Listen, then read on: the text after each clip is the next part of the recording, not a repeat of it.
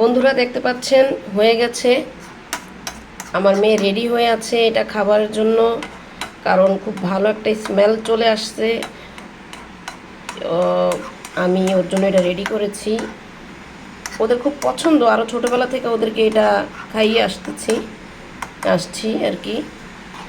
আমাদের খুব পছন্দের একটা খাবার এটা আর কি, সেমাই।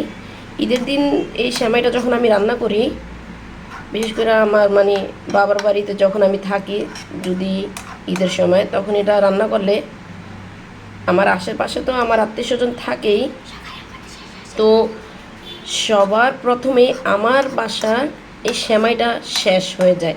ইভেন অনেকে বলে, যেরকম আমার চাচাতো বোন, মামাতো বোন, ওরা বলে, আপু তোমার ওই সেমাইটা আছে, একটু থাকলে দাও। খাওয়ার পরে আবার বিকালে বলে। তো আমি ঈদের দিন অনেক বেশি করে রান্না করি এটা অনেক সময়। রিয়েলি আপনারা ট্রাই করে দেখেন, বানিয়ে বানা রান্না করে দেখেন, রান্না করার পর ট্রাই করে দেখেন, অনেক সুস্বাদু। এটাতে কিন্তু এক্সট্রা করে কোনো কিছু দেখাও যাচ্ছে না যে আমি বাদাম দিয়েছি, অনেক কিছু। কারণ হচ্ছে আমি সব কিছু একেবারে স্ম্যাশ করে দিয়েছি, গুঁড়ো করে দিয়েছি, যাতে কারো মুখে না পড়ে, খেতে যাতে কারো কষ্ট না হয়।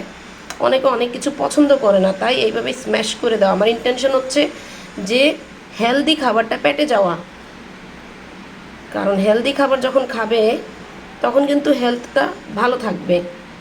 আরেকটা কথা বলি, সেটা হচ্ছে আমার বাংলা বলাটা একটু কঠিন হয়ে যায়, কারণ হচ্ছে আমি কঠিন শব্দগুলা বলতে পারি না, তাই আমার বলাটা এলোমেলো হয়ে যায়। Sorry viewers. আমার এই বাংলা বলাটার মধ্যে অনেক কঠিন শব্দ থাকে, যেটা আমি অনেক সময় বলতে পারি না। আসসালামু আলাইকুম, ভালো থাকবেন, সুস্থ থাকবেন, হেলদি খাবার খাবেন।